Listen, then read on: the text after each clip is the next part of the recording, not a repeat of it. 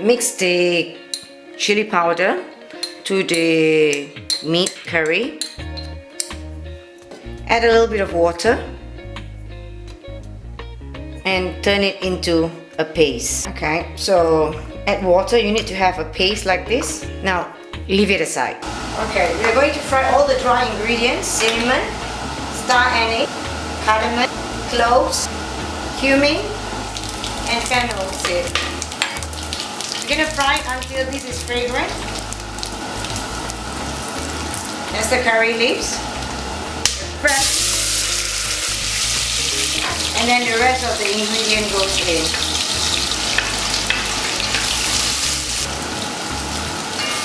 Fry until the onion becomes a bit brown.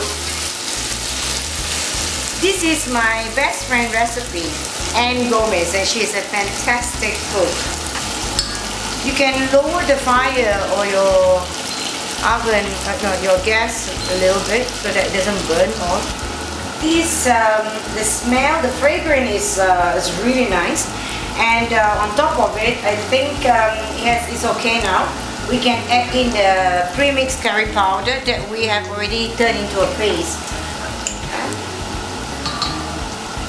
Curry powder with the chili that I add some water earlier on.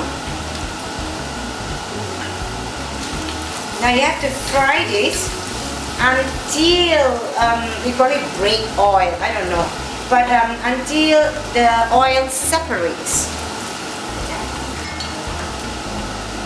You can see here that the oil has separated, so now it's time to put in the coconut milk. Don't add too much first, yeah? We are going to let this simmer for a while before we put in the chicken and water. So I'm letting it simmer a little bit. We're going to add now the chicken. Try to have some bones because it's the bones that give the depth of the flavor. Mix it. And I hope I'm doing it correctly, babes. Yeah, I hope it's as good as yours. Add some water so that it's not so thick. Mix it and let it cook. This has been cooking for maybe about 25 minutes. You see the oil has risen up, the meat is cooked. You can add potatoes or whatever you want on this, yeah, or carrots. But I have recently tried with butternut, and butternut I roast it first, and I'm just going to add some butternuts inside here.